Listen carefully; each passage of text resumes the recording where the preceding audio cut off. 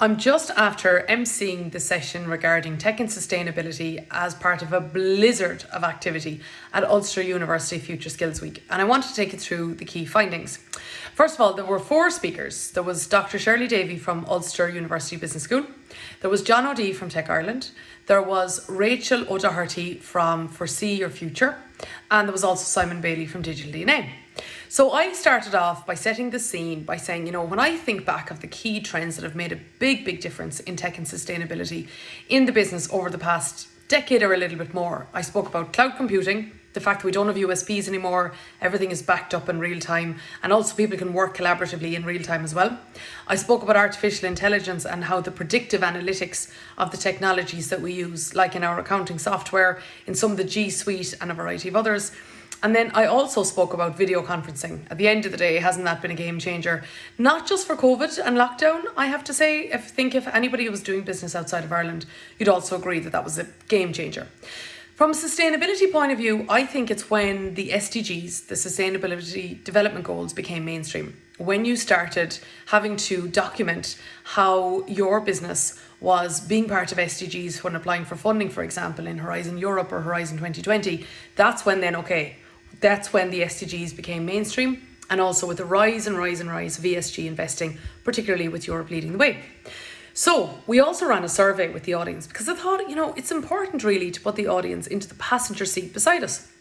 A couple of things came out of that. 2/3 of the audience were female, 1/3 were male. 83% felt that there was going to be more opportunities in technology, and 83% also felt there would be more employment opportunities in sustainability as well. I don't know if they were the same numbers.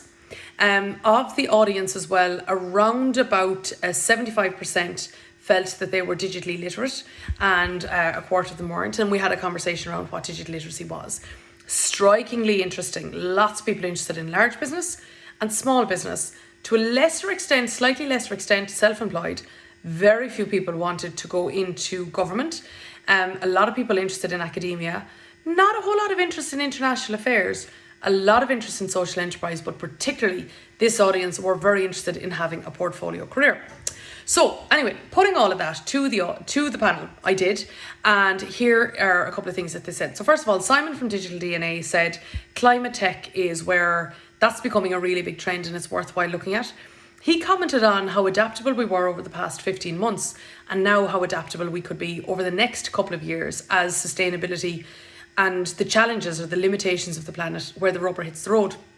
He also spoke about retrofitting multinational companies along the sustainability agenda, where they're just going to have to think differently and basically to do things fast. He also spoke about, the replacement of the combustion engine with electric cars, but the batteries that go into the electric cars are also made of finite materials, and that's going to be another challenge/opportunity. He spoke an awful lot about food technology and how in order to feed the world's population, that technology will have to occur there, but very much bringing the agriculture industry with it and using sustainable means. He spoke then about cryptocurrencies, and I'm really glad he did it actually. As he said, it's so important to decouple the technology of blockchain from the conversation around the price of Bitcoin and Dogecoin, etc. And then he elaborated a little bit there. And then he also spoke about, in terms of employment opportunities and, the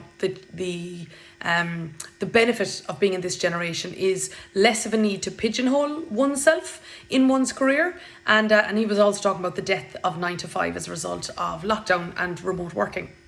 Dr. Shirley Davey, she spoke about power of the people and how today with open source technology and also with so much collaborative technology, with so many mechanisms to enable co-creation and collaboration across the world, now that the world is flat, is that this is one of the best things about this generation. Now, it's interesting as well, she said that there will be more jobs created as a result of automation than lost to it.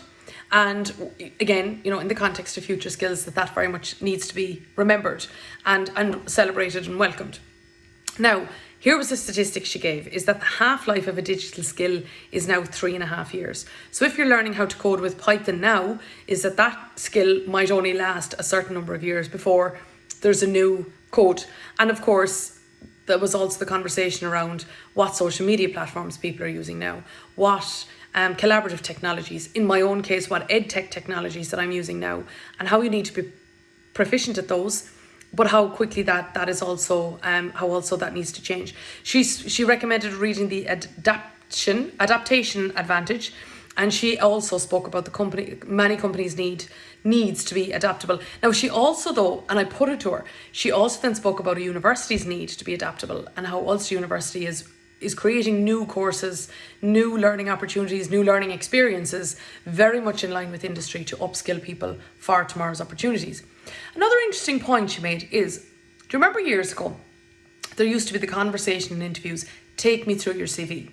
And then interviewing changed then to where it was competency based. So tell me about a time that you worked in a remote team. Whereas now she's pointing towards, either now or very soon, the gamification of interviews, which is, here's a task, let's see how you do it, and let's actually see your competency in action rather than you documenting or substantiating that from a point of your past. She also spoke about where businesses need to go and business thinking needs to go is around value co-creation.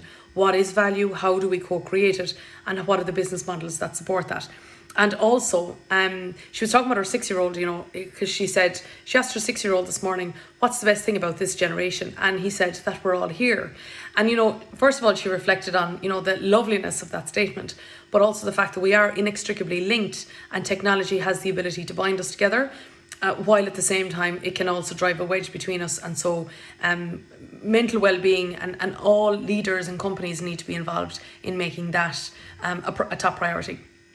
Then John O'Dea, he spoke about, the trends that we've seen over the years in terms of digitization. He referred to e-commerce, particularly since last year, how there's a declining usage of cash, where he said like checks, who uses them now.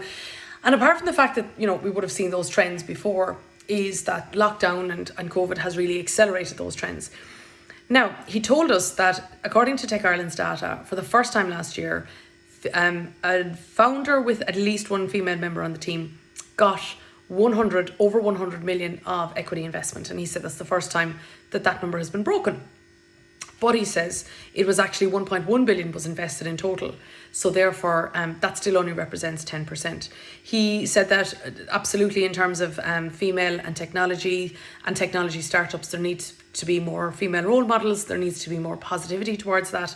And he spoke about, and I quote this, the female insight, energy, talent is yet one of the greatest under-realised sources in our economy and our society.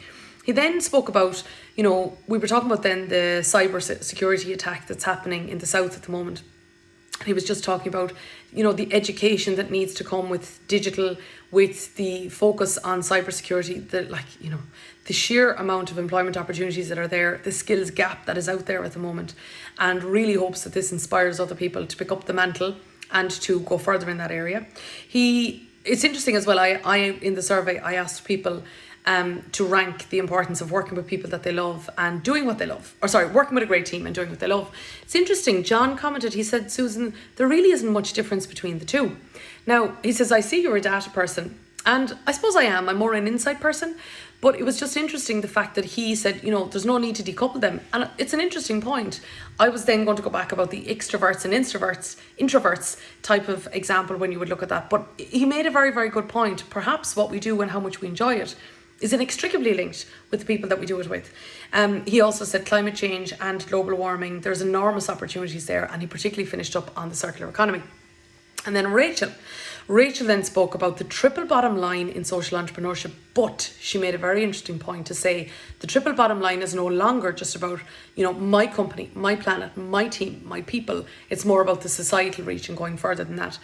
She said digital literacy really should be defined about different types of tech, but how it's used in different sectors. And also we need to be able to assess and manage and overcome risk. She said that on-the-job upskilling is very important, and she also said today the skills that we need are SharePoint, Teams, Slack, and but on the other hand as well is that tomorrow could be very different, and we need to keep our finger on the pulse and upskill people in order to be able to do that as well. She also spoke about the lack of connection that can occur due to tech and how we need to manage our non-tech connections as well. And in particular, she spoke about we need to be we need to use critical thinking, particularly in a cancel culture, and think about what are we giving up in order to get the free tech tools that we have. It was brilliant.